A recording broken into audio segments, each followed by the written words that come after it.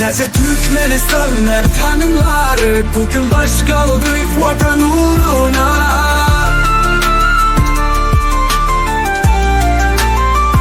Bizim cumhuriyetimizde en köp kıyınçılığı gören zenan maşkalalar ve onların çağaları. Şonun üçün bizim yurdumuz baxtlı da, parahat da, asuda da, adalat yok. Zenanlar bunun tersine bizim başımızın tacı olmalı. Enelerimiz, ayal kızlarımız bizim başımızın tacı.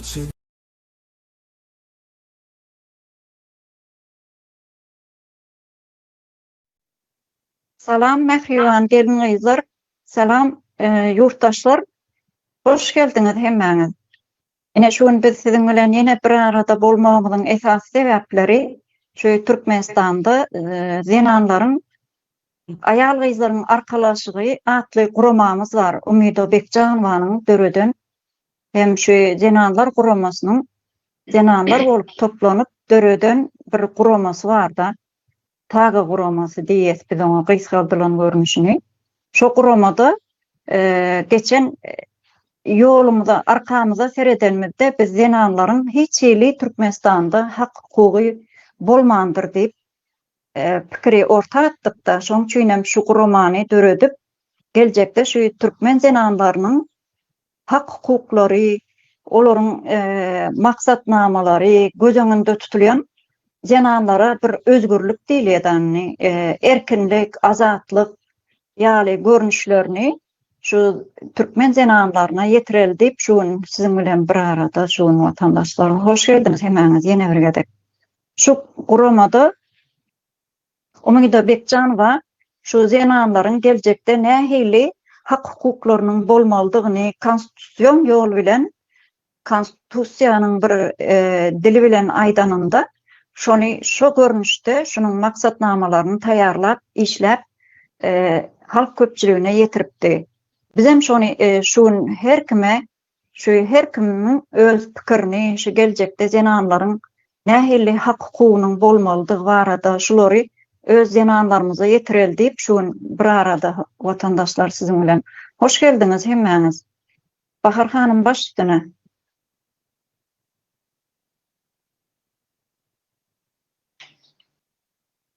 Aycan hanım önce bir birlikte çensek ekranı karap dur görünür. Biz terzi Türkmenistan'a zenanlarımıza boljak ýeňillikler barada maksatnamamyz düzdük. Ýöne entek bir häli başlangıç, entek dowamyny ýene düzmeli. Häli Cumhuriýetimiziň ähli ulgamlarynda milletine garamazdan zenanlaryň orny iň ýokary derejede bolmagyny Türkmen zenany hökmünde bellemek istedim. Çünkü zenanlar geçen tarihimizde ähli zorluklary eginlerinde çekdi. Temsizici hem pes orunlarda yer aldılar. Gelecek täze Cumhuriýetimizde zenanlaryň ähli ulgamlarda, ýokary orunlarda yer almagynyň tarapdary. Zenanlar saýlamaga we saýlanmaga, ýokary mecliste, parlamentde, hukuk guramalarynyň ähli ulgamlarynda yer almaga münasipdirler. Bilimi yetmeyen zenanlara 6 aylık, 1 yıllık kurslar bolmalıdır. Zenanlar iş yerlerinin kıyıska bolup, hepden sonunda 6. günü, bazar günleri çağlarına vakit ayırma mümkünçiliğini döretmeli. Zenan bövreli bolunda yan yoldaşı kömekçi olmalı. Doğum vaktinde yanında olmalıdır. Çağlar için cinsiyetine seyretmezden çağlar için sportun ähli futbol, voleybol, basketbol, suda yüzme, buzda tiymek ve şuna meňde görnüşlerinden peýdalanmalydyrlar. Ve yol gözekçilik işlerinde gaý diýilýär Türkmenistanda polisiýa, prokuror, şolar ýalak işlerde de zenanlarymız yer almalydyrlar. Men şu kıysar açık yazdım. Milletine seyretmezden zenanlarımız ýokary derejede bolmalydyrlar. ähli ýeňil işlerde bir hepdäniň soňlarynda 6-njy günem işlemeli bolsa 6-njy baza gün boş bolmaly. Sebäbi ziyanan maşgalanyň öý işleri bilen meşgullanýar. Hem çağalaryna da wagt aýyrmaly. 10 saat işlemeli bolsa ziyananlaryň iş sagaty 8 saat bolmalydyr. Öýle bir çağalar bilen wagt geçirmeli. Oňa da deme şu wagt nemeler ýeňilliklerden peýdalanmalydyrlar. Dogum wagtynda ýani ýoldaşy ýanynda bolmalydyr. Her taraplaryň kömekçi bolmak üçin öňler näme diktator rejiminiň döwründe ayarlar göwreli bolýandyr. Hiç ne iýjegi, ne içjegi ýani ýoldaşy bilýän däldirler şonu. Çağı dogum ýapyp gelende de kömekçi bolmaýarlar, evinde çekýärler şo kynçylyklary. Şonuň üçin täze Cumhuriýetimizde ýani ýoldaşy ýanynda bolmalydyrlar. Şu atykça diýjeklerim şundan ibarat. Sağ olun. Sağ olun Bahar hanım. Bahar hanım, men video kameram yapıpmı görkezýär size? Kardeşler size hemen adına hili görkezýär. Ýa başlanmagyň nime boldy da şu açyldy. Bolý. Sağ olun. Şu ýerde Cennet hanym'a söz bereli. Başsyňa Cennet hanım.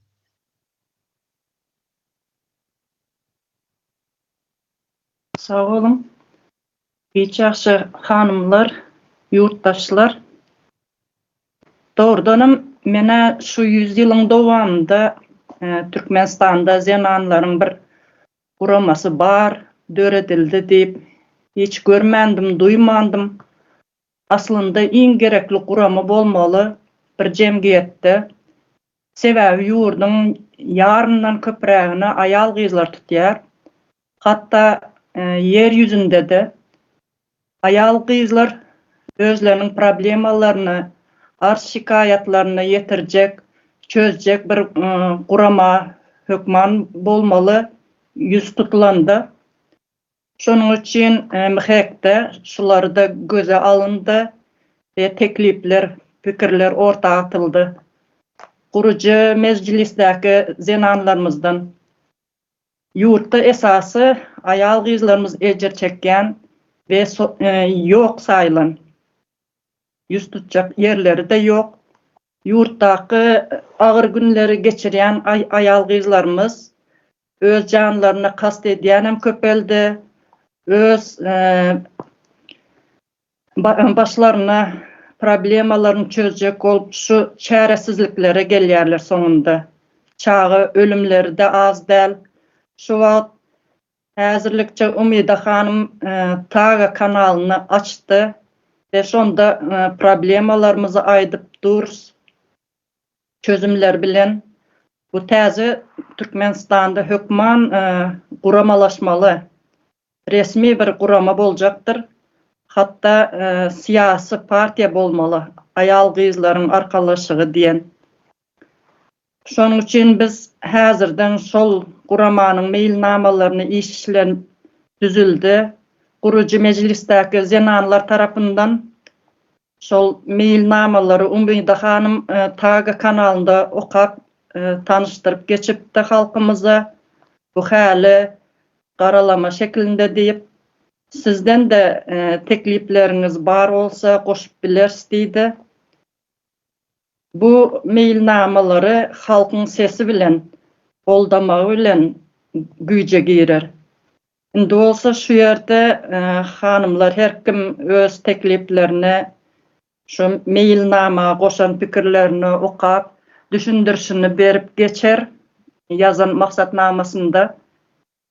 Ozal şu maksatnamadan öň giriş mazmuny okasak Türkmenistan aýal gyzlar arkalaşy guramasynyň gurulmagynyň sebäpleri, maksady barada guramanyň giriş mazmununda bar.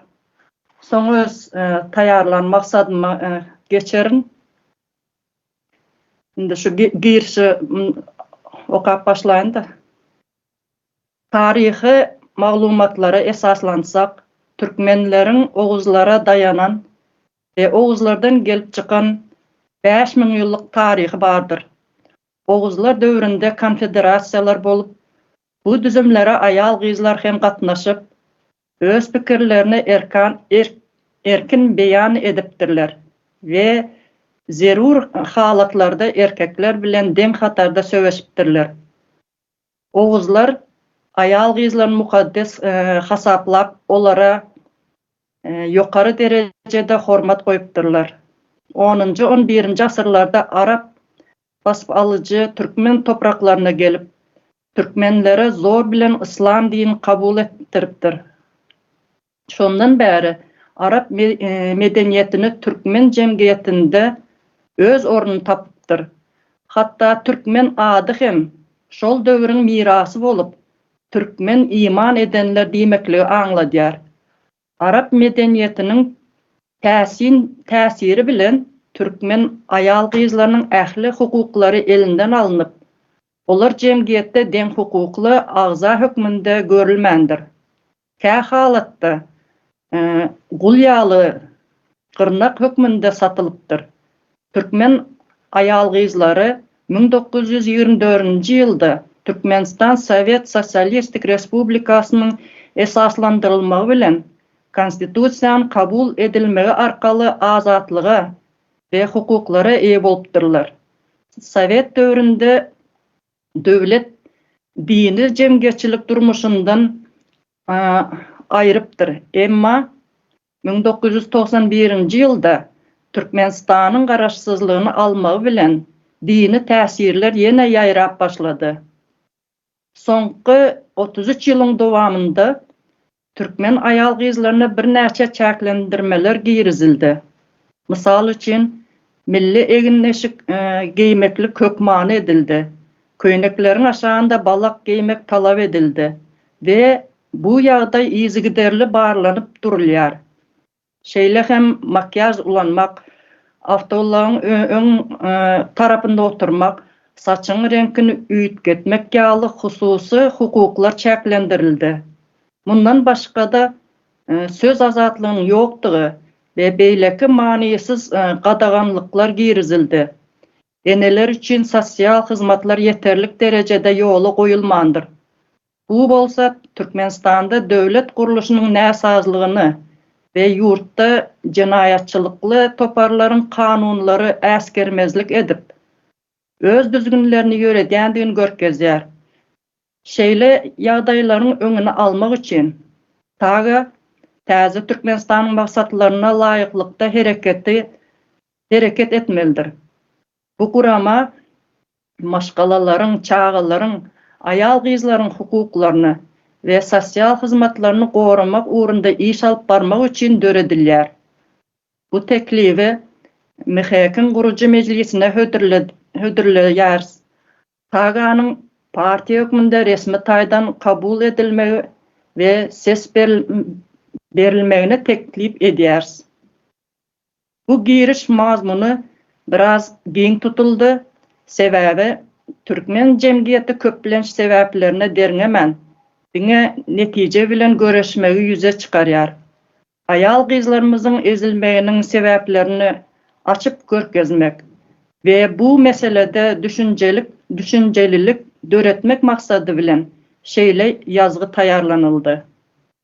Türkmenistanyň konstitusiýasynda ayal gyzlar ve çağalaryň hukuklary barada aýratyn maddalary ýok. Bu meseleler diňe umumy görnüşde Zähmet kodeksinde ve Jenaýat kodeksinde agzalýar. Şonuň üçin konstitusiýamyza ayal gyzlar ve çağalar üçin aýratyn hukuklary öz içine alýan maddalary goşmak zerurdur. Indi şu ýerde de menem dowamyny öz maksatnamamy aýdyp geçin ýazandan. İlki bilen Türkmenistanda ayal gyzlaryň söz azatlygy, deň hukuklugy bolmagy. Konstitusiýada bolsa da bu kagız ýüzünde galýar, iş ýüzünde ýok. Täze Türkmenistanda parlamentde 50% deputatlaryň ayal gyzlardan bolmaly. Sebäbi ýurdun ekonomikasyny iň gowy düşünüp bilýän zenanlardyr. Zenanlar öýüň maşgalanyň agramly bölegini göterýänem şolar.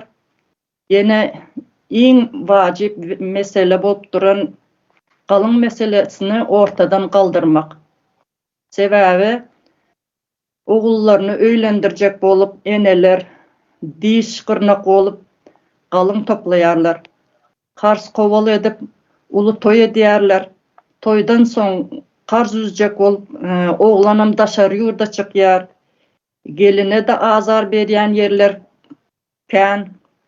Bir öýde 3-4 gelinli maşgalalar bar. Ayrı jay alyp bilmän. Şonda maşgalada uly gowgalar döreýär. Şol maşgalada dogulan çağalarym gowgalaryň içinde ruhy taýdan bitdik ýagdaýda ulalýar. Şonuň üçin ýaş çatynjalara ayrı ýaşamak üçin yeňillikli kredite jaýlar berilmeli. Her maşgalada çağa sagdyn ruhly yetişmeli. Ene çağı bilen bir gopmaz bagdyr. Şonuň üçin köpräk şular üçin sosial hyzmatlary, hukuklary bermelidir. Enäniň egitimliligi çağanyň gelejegine uly täsir edýär. Maşgala psikologlar mekteplerde we çağalar bagynda psikologlar päskelli çağalar üçin de gerek. Ýöne bu sosial hyzmatlary ayal gyzlara çağalara bermek üçin esasy altyapylar gerek. Altyapy bolmadan bu şertlere getirip bilmez. Meselem internet ulgamlarynda işlejek bolsaň adresler boýunça Türkmenistanda tapıp gelip bilmeýärler. Sebäbi internetini açaňda adres görkezip bilmeýär. Ine şular ýaly kommunikasiýa altyapylaryň edilmesi gerek. Ozal bilen şu kommunikasiýa altyapy edilende kargo bolsun ýa-da Türkiýede KADES uygulamasy bar. Şol konum boýunça gelýärler. Tiz kömek çağrı merkezlere tizden tiz gelip bilmesi üçin interneti açandan yerleşim belgi bilen adresi görüp bilmek üçin gerek. Şular ýany maksatnamalary taýarlattym. Sözüm bitdi. Jemledim. Sağ olun. Sağ olun Cennet Hanım. Gatgo maksatnamaňyz hayırlı uğurlu olsun. Şerde Melike Moğlim ıstahlı dedi Leyla Hanım Melike Moğlim'a söz versek olur mu? Boladı bemalar. Başladın Ömer. Hanımlar, men giriş saat edip oturjak gel. Men saýdaýyna görüp oturtmän bilen ýurtaşyna etlenjiden çykan eneler, atalar, çağalar aňyrda aýry aýraçylykda ne ene mährini ne ata mährini görüp bilýärler, ne bir iýdili adam şekilli ýaşaýşy bar çağalarymyzyň. Derde käbir denarlanmaz eneler çağalaryny görmeden ölkiden dünýeden ötenlerimiz bar. Şoň üçin şu denanlar üçin men denanlary diýwarlym äkli toplum üçin türkmen jemgyýeti üçin geçerli elbetde. Men direkt maksatnamamy okap bereýin. Her bir denan işlemeli, okamaly, öwrenmeli ve en önemli hem saglyklly bolmaly. Häzir Türkmenistanyň içinde hastalar gatykän 28-29 ýaşynda ýaşaýak kalp krizinden ýene bir şoňa meňzeş statlardan böwrek yetmezçiligi sebäpli rak keser. Aýsanasam sowapkän keserken ýol bürk gidip oturlar ýaşlar. Şoň üçin hem birinji her bir ille we ilçede iş yerlerini açmaly. Bu zatlar neme elbette yer su reforması, sade reforma geçirilen soň täze Türkmenistana mümkin boljak şertler dörejekdir. Her bir ille we ilçede iş yerlerini açmaly. Çağalar, bagy, mektepler, illerde ýokary okuw jaýlaryny açmaly. Her kim Aşgabatda gidip okujak bolmaly. İkinci, sağlık sektoruna hizmet edip bilecek ähli punktları, poliklinikalar, hastahanalar, sağlık öýleri, ýokary şeýerli medisina enjamlary bilen öpçün edilen şekiline gurulmalydyr. Ine şu taýda biz Türkiýede işläpýär. O yerlerine de sağlık ocaklary diýip bardyr. Şäherde de her mahallede sağlık ocaklary vardır. Şu taýda yakynda hastahana olsa da yine şu sağlık ocaklary diýip bar. Gaty bir acil ýagdaýda hökümet sağlyk ocagyna barıp ýüz tutup berýär. Doktor görüp bilýär, sağlygyny kontrol etdirip bilýärler. Bizim o yerlerimizde bu zatlar ýok. Odan şähere barýan çağda o hasta ölýär. Ondan şu sağlyk nimesi her yerde hizmet verilişi gurulmaly diýip düşünýän. Üçüncü, her bir ilde we ilçede medeni diňjaş yerleriniň kitapxanalar, parklar, kafeler, restoranlar, kinoteatrlar, näme diýilýär, bakım salonlarymy, gözellik salonlarymy denanlar üçin şular we şulara meňdeşleri gurmaly. Dördüncü, sport meydançaları, sport zallary, salonlary bolmaly. Her kim işden soň ýaşlar esasen sport bilen meşgullanmak isleýänler şo taýyp baryp wagt geçirip bilerler ýaly. 5-nji, her bir ilde diagnostik merkezleri açylmaly diýip düşünýän tebäri bir diagnostik merkezi Aşgabatda bar bolsa plança aýlap o taýda oçura ýazylyp nowata durup bizim her bir dadymyzam nowatly. Nowatyň ýetgençe de ölüp gitýän. Şol bolmaly, soň öz ilçeň, öz ilinde bar bolsa barmasam peýdalanmaga mümkin kolay bolýar. Ondan soň indi men ýaşaýan şäherimde 2 sany neme bar, böwrek sanatoriýasy we pansionat bar. Ondan soň arçman bar, mollagara bar, bildiklerimi aýdaýyn, bilmeýänler, men bilýänler aýdarlar. Öz nemeler, maksatnamalaryna görkezerler. Biram çärjoýda Karamýansyň sanatoriýasy diýip bir sanatoriýa bar, olam Karamýan solunyna ermeni öýtýän.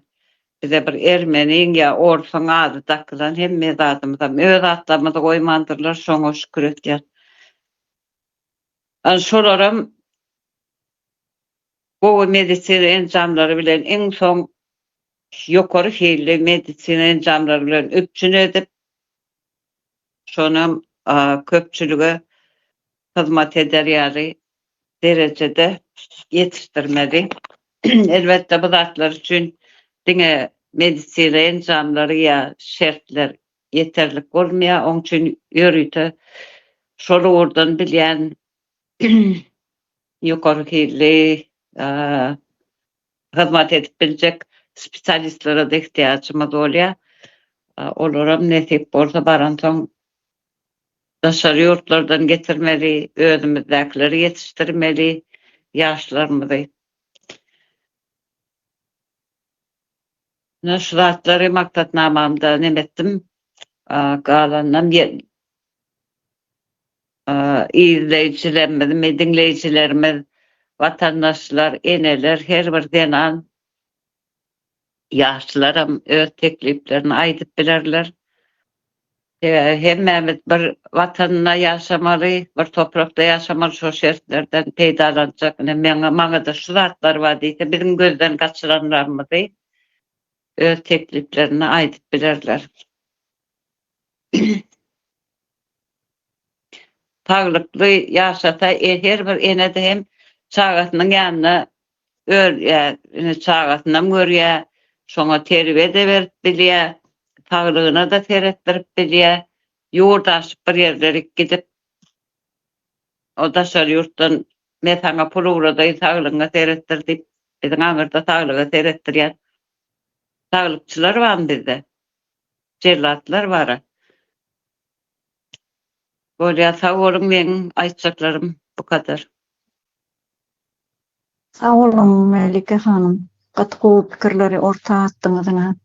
Şu Leyla hanım başyna söze bereli. Sağ Hoş olun. geldiniz Leyla. Hoş bulduk. Taga kanalını, Taga nesini açılışı aslında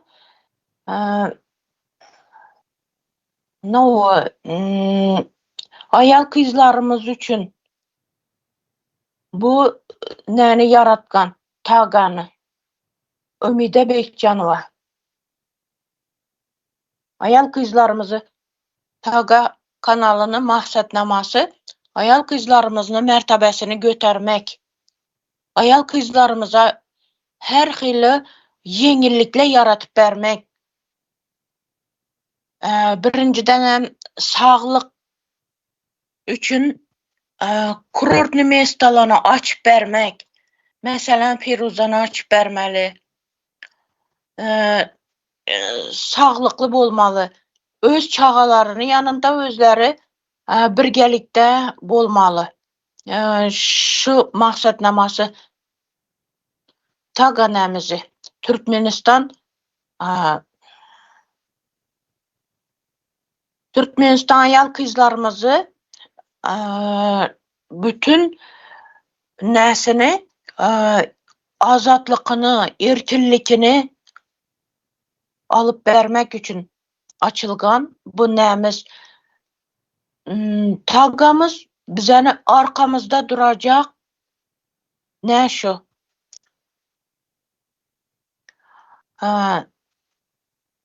Bize enele hazır ayrı yürüptü bakalarından. Meyir yok çağalarında. Ata enege. Anışındı bolmalı məs. Taza Türkmenistanımızda bütün ayal kızlarımızı el yeterli neden ne maksadı bolsa, ne istegi bolsa, mesela Banisaga baracak mı? Anşulara yol açılıp vermeli. Erkinlikini alıp vermek için. O sonra sağlığı için, azatlık için yaratılgan nämiz bu? Taga nämiz? Kanalımız desem mi? No deyin indi Ajahan abla, siz yardım etin. Kuromamız Taga kuroması da Taga zenanların arkasından şu dağıyalı olup duracak şu kuroması şu zenanların kuroması diyecek olayım. Bu kuramamız bize için emez. Bütün Türkmenistan ayal kızları için kurulgan Taga kuramamız. Anı şu için başka ayallarımızam maksatlarını içindeyi derdi bolsa dertlerini aytıp biledi. Bize bilen paylaşıp biledi. Taza Türkmenistanımızda kime ne gerek bolsa okuş mu, iş mi, ya bir kıyınçılık bolup durup mu, ağırlık mı, keselçilik mi, näsi bolsa bizlere şu Taga kuramamıza gelip aytıp biledi. Şunu arkasında duradığın, ayal kızlarımız arkasında duradığın kuramamız şu. Yine hazır enelerimiz başka yurtlara çağalarını bırakıp getip işlemeke, şu çağalarını ayakta turguzmaka getken. Lekin taza Türkmenistanımızda bu mundiçe ne bolmaydı. Ene bilen bala, gül bilen lala degen yeri ba. Eneler bir yerde boladı balala bilen. Hiç başka yerlere gitmeke ne yok. Kulçuluktan çıkaradı bu kuramamız. Azatlıkını alıp beredi on kurama. İni şu için açılgan kuramamız bu. Taga kuramamız. Ayal kızlarımız. Sizlere nerede bolsanızlaram bize bilen ne etip, gepleşik etip, derdinizi paylaşıp, dün bulmaganda ini şu nemize gelip aytıp bilesle. Yorumunuzu yazıp bilesle. Dine bize üçün emez. Sizlere basla. Bütün Türkmenistan ayal kızları gelmeli şuna.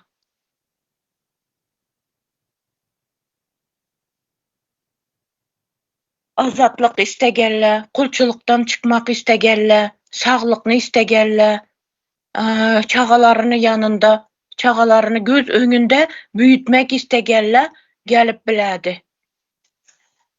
Taga kuramamıza yüz tutup bilesler. Ana taza Türkmenistanımızda şu her xilli neler açılmakı gerek. Ayal kızlarımızı no istegi bolsa şuna erişmeki gerek. Sağlık, bizlerde yine hazır psikologlar yetişmeydi. Ayal kızlarımızın psikologu bozulgan. Şunun için psikolog ayal nelerimiz gerek bizlere, ayal kızlarımız. Her xilli işlerini açıp verediler. Kimni elinden gelgen iş bolsa şunu açıp vermek için kurulgan kuramamız bu. Hazırlıkça şunu aytın, sağ bolun söz bergeniniz için. Sağ olun Leyla hanım. Bu fikirleri orta attığınızda kardeşler şu köp yurttaşlarımızın bir fikri var da Sovet dövrü en qoğu zamandı deyip özleri şeyde bir fikir dediler da. Emma şu Sovet dövründe de insanların hak hukuku has aşağıdadı. Esasen şu zenanlarımızın hiç şeyli hakkı hukuku yok diyen yali Sovet zamanında. Sebebi qati ağır zahmetlerde zahmet çekip zenanlarımız kıyın bir durmuştu başından geçiriyerler de. Şoň üçin şu kuramamızı şu Türkmenistan'ın ayal kızlar arkalaşığı atlı kuramany döredip şu Milli Halas Etiş Komitetinin agzalarının şolorun Milli Halas Etiş Komitetinin garamagynda şu kurama döredildi. Şu kuramanyň Umyda Bekjanova Türkmenistan'da konstitusiyon bir kuruluşun yokluğu sebepli şunu konstitusiya kadı kanunları ýaly edip şunu öz maksatnamasını işläp düzdüler da. Şonan biz enha şuň size ýetirip oturýarys. Her kim öz pikirlerini şu geljekde şu taga kuramasynyň zenanlarymyzyň hak hukuklary geljekde şolaryň durmuşlary nähili şertlerde bolmalydygy arada şu maksatnamanyň üstü bilen size ýetirip oturýarys.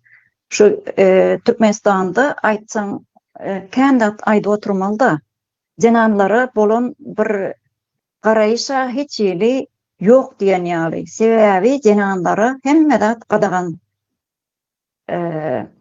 Zenanlar ýa-ni neme jene tanymam, Bahar hanymam beýle kardeşlerim belläp geçdi da şu maşin sürmek gadagan, saçyny boyamak gadagan, makyaj etmek gadagan, aýsana soň sogab var. Zenanlar munyň tersine bizim başymyzyň täji bolmaly. Enelerimiz, ayal gyzlarymız bizim başymyzyň täji ýaly görülmeli Türkmende. Bunu biz geçen asırlara seredenimizde de bize ene mamalarımızdan gaty gowy bir däp desturlar diýermi, edep ekran diýermi. Hemme zatlary bize miras hökmünde goýup gidipdirler. Emma häzirki döwre seredeninde Türkmenistanda denanlaryň hiç ýyly hak hukugy ýok. Olara ne sosial taýdan bir hyzmatlar bar, ne de medisina tarapyna seredende de hiç ýyly medisina Türkmenistanda ýok. Absolutna medisina hyzmaty, medisina sistemasy Türkmenistanda çökün. İşläp bilen ok hiç ýyly öz yurttaşyna medisina hyzmatyny doly ýokary derejede diýmäli, doly derejede hiç ýyly görkezip bilenak. Ol zenanlara beýlede dursun. Ýani Bahar hanym belläp geçdi şu dogum analarda çağa dogurlayan öýlerde zenanlara edilýän hyzmatlaryň iň bir pes derejededigini belläp geçdiler. Şonuň ýaly ähli tarapyna seredende şu zenanlarymyza gelip bir ýymon bir uwjy ýene de şu zenanlara gelip daýanýar da. Sebäbi agyr gün güzeran görýänem ýene zenanlarymyz bolup durýar. Daşary ýurtlarda ine özümüz ýaly daşary ýurtlarda bir balagasyny maşgalasyny eklemek üçin ýurtlarda hyzmatda geçip ýörer. Bularyň geljekde näme iş edip biler? Biziň iň gowy wagtymyz, şu wagt zamanymyz, wagtymyz gidip durda. Biz bir geljekde döwlet işini ýöretmeli zenanlarymyz. Ýa-da bolmasa Türkmenistanyň ähli jemgyýetçilik işlerinde özlerini görkezmeli. Geljekde şol ýaş nesli görelde bolar ýaly işler alyp barmaly zenanlarymyz ýurtdaşynda gulçylyk edip ýör. Şoň ýaly işler alyp barmaly wagty zamany geç gidip otýar zenanlarymyň bir esasy öz hyzmatyny görkeze almaly wagty da şu wagtlar. Emma şu maşgala ýüki zenanlaryň gerdenine düşen üçin şolar ýurtdaşynda agyr işler edip ýörüz biz. Bahar hanym başdyna.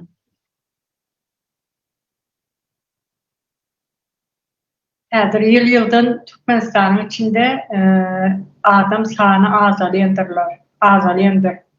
Ýöne öz ýanyndan patologdan ýokardan alyp, howadan alyp 7 milyon diýip ýazýar. 7 milyon halk ýok Türkmenistanyň içinde. Ýa öňkü ýaly çağa dogurýan, çağany dünýä getirýän eneler ýok. Öýlenýärler, öýlenenden soň ýa ýoldaşy ýurtdaşyna çykyp Türkiýe, Russiýa gidýärler. Ya da ermeli bolgam gidýärler, otan pul gazanjak bolgam çağa dünýä getirmeýärler. Ine şoň üçin hem Türkmenistanda nesil öndürilýän däldirler. Dogum çağa dogurýan öý neme hassahanalar aýallara bir şu bize nesil öndürýär. Ýurdumyzyň geljegi diýip koşulary güler yüz beren aklar, pulunga seredip neme diýerler, urulýan aýallar var. Nädip dogursan şeýdip dogur diýip bir oda taşlap goýýan aýallar var. Özümizem bir ene bolan soň o zatlary eşdiýesde. Şoň üçin hem täze Türkmenistanyň aýallarymyza, zenanlarymyza has gowy üns bermeli. Bular nesil öldürýärler.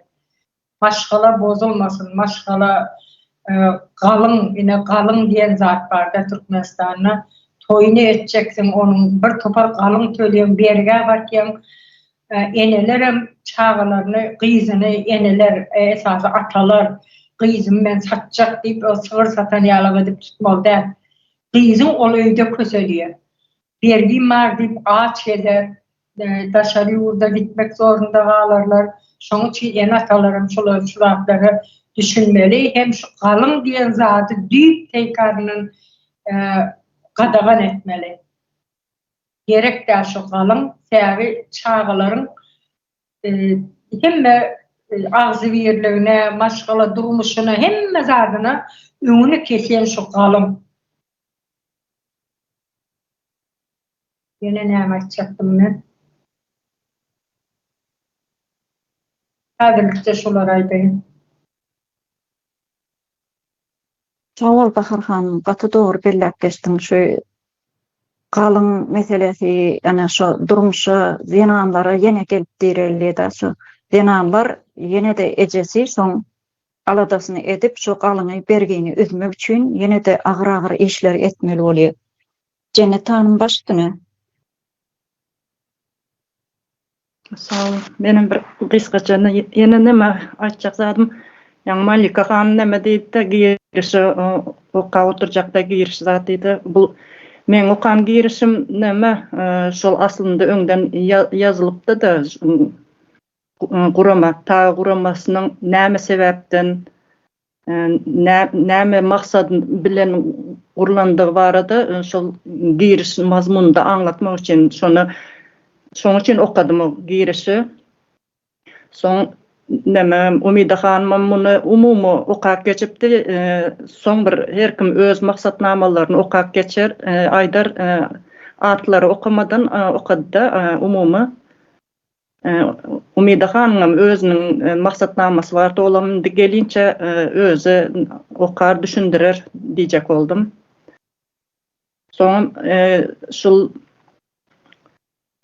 neme konstitusiýamyzda nemeler ýok da bir aýratyn gelin gyzlarymyz üçin maddalar ýok, bir umumy bir neme geçen ýer bar, şoň üçin bir 16-my näçe 17-mi nemeni okap geçipdi Umida Hanım az ýadyma düşen ýok. Şolary soňky nemelerde tanıştyrar da okap geçerse maddalar goşupdyk da.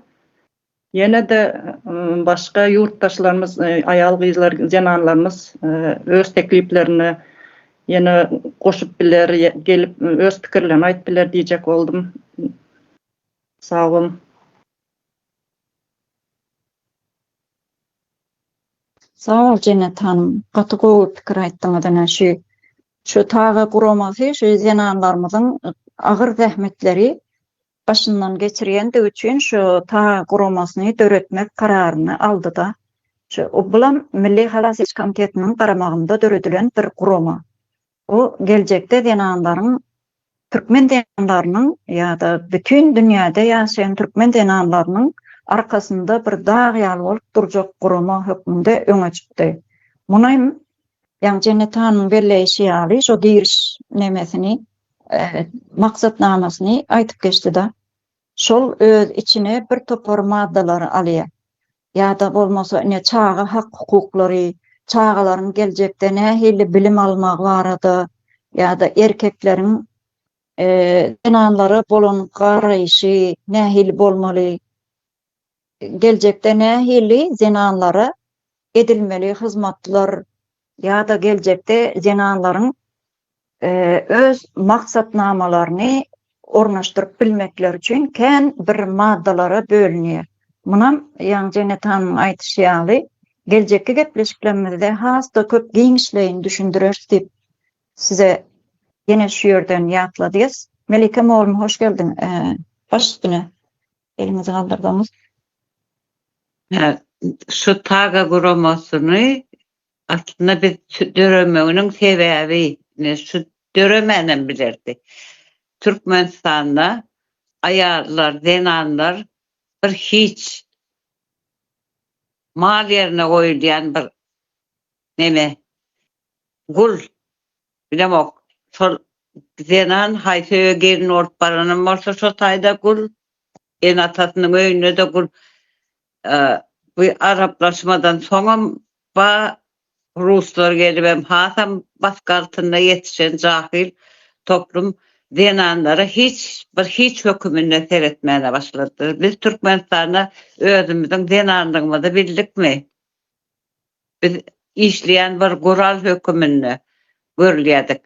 Şoň üçin her kim, her bir zenan öz çekenje azabyny, çekenje birini bilýär, bilip dur içimizden geçeni özüm bilýän ýere. Şoň üçin Umida Hanımam şol zenanlardan biri olan üçin ana şu taga guramasyny açmana karar verdi. Bir näçe nimelerim jany yanan zenanlar durmuşdan yanan yan yoldaş tarapyn gaýyn tarapy edilen zenanlar da gelip toplanıp ine şu taga guramasyny açmagyň maksadam ine şu biz ýaly yanık köyük denanlar yurdundan ayrı çağlarından ayrı şeydi gurçulukda süýrenip göremesinler. Gelecekte denanlarımıza her kiri şertleri döredip bereli. Öz çağlarının arasından önüp ösünler. Çağacıklarının arkayını okudup birsin, söyüp birsin, terbiye verip birsin, kucaklap birsin deyip ne şu tağa kuraması döredildi. Buram yürüyte denanlar için her bir denan şu tayip baş koşulup biler, derdini paylaşıp biler. Tuğçe Hanım'ın bu kurama için eden işler gatıken sonuçta Umida Hanım'ı o yakalan olup tutan olup geri gönderim merkezinde saklamak bir maliyeti zat. Bir öz halk için, zenanlar için eden işler gatıken şunu belirlek geçeyinliydim.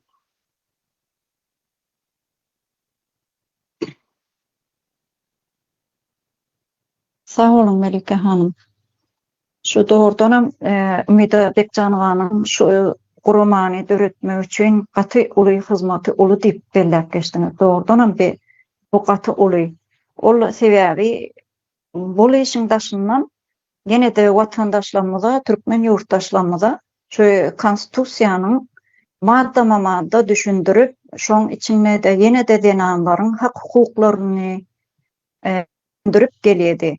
Ýöne bu türkmen şunki türkmen hökümetine goşadyrmak üçin hökümetine yaramady. Şoň üçin şunkün Ümida Bekjanowa lagerinde Türkiýanyň oturýar. Emma biz onu beýle ýagdaýda goýmarys. Hökman onuň arkasynda bütün zenanlar dur. Ondaşyndan türkmen watandaşlarymyz dur. Milli halas etiş guramasy, halkyň sesi hemme guramalarymyz Ümida Bekjanowany goldap uly işler edip çykyşady otyrlar. Biz bu gelecekde näme şu rejimi biz ortadan ayırmasak zenanlarımıza da türkmen vatandaşlarımıza da bir gogun yok da şoň üçin şu gurama döredildi. Gelecekte de şu guramanyň ýanky maksatnamasyna türkmen zenanlarynyň öz goşjak, aýyrjak özleriniň pikirleri bar bolsa, jikme-jik bir inçe pikirleri bar bolsa bize gelip goşulmaklaryny şu ýerden ýene de şolara teklip edýäs. Hökman bize şu Milli Halas Etiş Komitetine gelip bir agza bolmasaňyzam şuna şu tağı guramasında edilen çıkışlar var. Ümida Bekjanowanyň 2 ýyldan bäri alyp barap oturan çıkışları var. Her nemesini jikme-jik düşündürüp berip otyr watandaşlarymyza. Şol tağı guramasyna bolsun, halkyň ses kanalyna bolsun girip şonu görüp bilerler. Şu ýere öz pikirlerini ýazyp bize ýetirip bilerler. Şu ýerde telefon nomery da var Ümida Bekjanowanyň. Ýoksa da biz şu ýerde öz nomerlarymyzy goýarys ýene de. Eger bize bir goşjak, aýyrjak ýanky maksatnamasyna geljekde zenanlaryň hak hukugyna hili bolmaly, şu zatlara öz pikirlerini aýtyp biljek zenanlarymyz bar bolsa, şu telefon nomerleri üstü bilen biziň bilen habarlaşyp öz pikirlerini ýetirip bilerler diýip şu ýerden size ýatladýan watandaşlar. Bahar hanım elin ýene galdyryldyr. Belki goşjak aýyrjagyň barmy? Neme öňe kiminäni ýagny Merdan Muhammedow ogurladylar. Adam kaçakçylyk wezipelerini ullandylar. Seýdip Merdan Muhammedow ogurlap uly jenaýat işlediler. Özünün jenaýetçi terör tapardygyny bir gezek subut etdiler da. Son Ümida Bekjanowa, Ümida hanymy beýdip yakalap, ýyzyna düşüp edip ýene bir gezek özleriniň jenaýetçiligiňi subut etdiler. Ümida Bekjanowa näme diýdi, näme etdi, näme ýamanlyk etdi, adam öldürdimi, ogurlyk etdimi, adam gaçyrdymy, ogurladymy, näme ýamanlyk etdi. Bu şu wagt häzir hemmemizin derdimiz bir Melike Moğolim ýa-da Melike Hanım bellek geçdi da Umide Hanım'ın özüm çağalığını yaşamadı. Ben özümem şeyle ondan sonra durmuşa çıkandan sonra gelin olup bir gelinliğimizi yaşamadık. Bir ayak astına mertebesi depelenen adam hesabında görülmeyen bir durmuş yaşadık. Yine şu zatların hemmesini eşitip oturup Türkmenistan'ın içindeki yardayları eşitip oturup yine tabi kurulmasını açtı. Ayarlayıcılarımıza destek bolmak için, kömekçi bolmak için, şuların arzı halini dinlemek için kurulması açıldı. Ondan sonra ne maksatına təzi Türkmenistan'a nämeler etmez. Şu attan tayarlanalıyım. Bir maksatnamaları yine de kalan kaçanım olsa üstünde olmalı, tayarlanmalı deyip maksatnamalar düzdü.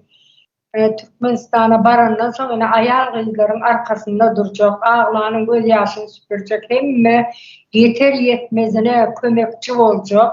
Şuların mertebesini, ayal kızlarımızın, zenanlarımızın mertebesini belirtecek bir kurulma şey. Umide Hanım köp sağ olsun, aramıza da yakın da gelir. Yani bunu şeydi bir izine çıkıp yakalanlarım. Her Türkmenistan'ın cezasını çeker. Ne şuları aytacak oldum, ne şu Tağ romanın Tağ kanaldan telefon numaraları alıp her bir zenanımız arzı halini aydı bilir, maksatnaması var mı, ister arzu var mı, havarlaşıp bilirler, aydıp bilirler. Sağ olun, şuları aytacaktım. Sağ olun Bahar Hanım. Doğru, şu geçen nememizde, TRT'mizde Türkmen zenanları katıyken doğrulukları görüptürler deyip biz geçen gepleşkilerimizde de şu zenan türmeler vardı, gençlerin durup geçildi da. Emma şu zatlar täze Türkmen Cumhuriyetinde bolmaly zatlar değil. Zenanlar hasta yukarıda olmalı. Yukarı derecelerde olur bolmalı diýilen düşünje bilen şu taga guramasy döredildi. Zenanlaryň arkasında daýal bolup durjak guramasy. Muňam daşyndan şu Türkmen zenanlarymız ine şuň gün Türkmenistanda gaty kyn günler başyndan geçirýärler diýip kän belläp berdik biz aşağı sebäbi Türkmenistanda ne medisina hyzmaty, ne sosial hyzmat başga taraplara ähli tarafa seredende bir pes derecede. Şoň üçin hem Türkmen zenanlaryna yurtdaşynda biz şugulçylyk maşgalasyny eklemeli. Şu dağlar gerdenine düşenseň şuň gün Türkmen zenanlary gaty agyr günler başyndan geçirýär diýip şu gurama şoň üçin döredildi. Sebäbi bir rahat durmuşda ýaşayan bolsa, ýa-da bir iýmit ýetmezçiligi diýesçana maşgalada iň bir zerurdat iýmit ýetmezçiligi bolup durýar şuň gün. Muň üçin hem zenanlar ýene de öňe çykmaly bolýar. Şol maşgalasyny eklemeli, gazanyny gaýnatjak bolsa, ýene de zenanlaryň gerdenine ähli işler şoň agyr ýük şoň gerdenine gelip diýrenýär da. Şoň üçin hem zenanlarymız birinji orunda bolmaly. Bu täze Türkmen Cumhuriyetinde de ähli zat şu zatlar göz öňüne tutulup, şu maksatnamalar işlenip düzüldi. Ýene de şu maksatnamalara ýanky aýdyşymyz ýaly goşak aýyrjaklary, pikirleri bolsa, şu gepleşigimiziň üstü bilen ýa-da şu gepleşigimiziň aşagyna özleriniň pikirlerini ýazgy görnüşde de galdyryp bilerler. Başga bizim goşak aýyrjak eme pikirlerimiz ýok bolsa şu ýerde jemlesek nähili görýäňiz watandaşlar? Jemläliňmi? Beýleki gelip bilmedik zena. Aha. Bizim şu gelip bilmedik zenanlarımız var da. Sebäbi iş ýagdaýy şu bizim ýygnanan gün wagt sagatymyza dogry gelmändiği üçin gelip bilmedik zenan kardeşlerimizden var. Olar bilen belki başga bir geljekki gepleşiklerimizde olaram öz pikirlerini, maksatlaryny size getirer diýip umyt edýäs. Gepleşigimiz size gowy täsir edendir diýip ýene de size umyt edýäs. Geljekki gepleşiklerimizde görüşýänçe hoş sag bolun watandaşlar. Gelin gyzlar, kardeşler, size de ulukan minnetdarlığımızı bildirýäs. Şu öz işiňizden ana şu Türkiýede agyr zähmetde işläp ýörtda hemmämizem biriniň öýüniň işini edip şonu ýaly bir hasta wakyp şunu ýaly işler edip biz şu işlerden daşyndan öz işimiziň şu esasy işimiziň şu janamlar guramasy bolup durandygy üçin şuna bir sagat ýaly wagtymyzy aýryp gelip şu ýerde öz pikirlerimizi siziň bilen paýlaşaly dep boýdaşlar, janamlar siziň bilen paýlaşaly dep geldik şu ýere. Şoň üçin hem size uluka minnetdarlygymyzy bildirýäs. Geljekki gepleşiklerimizde görüşençä hoş sag bolun.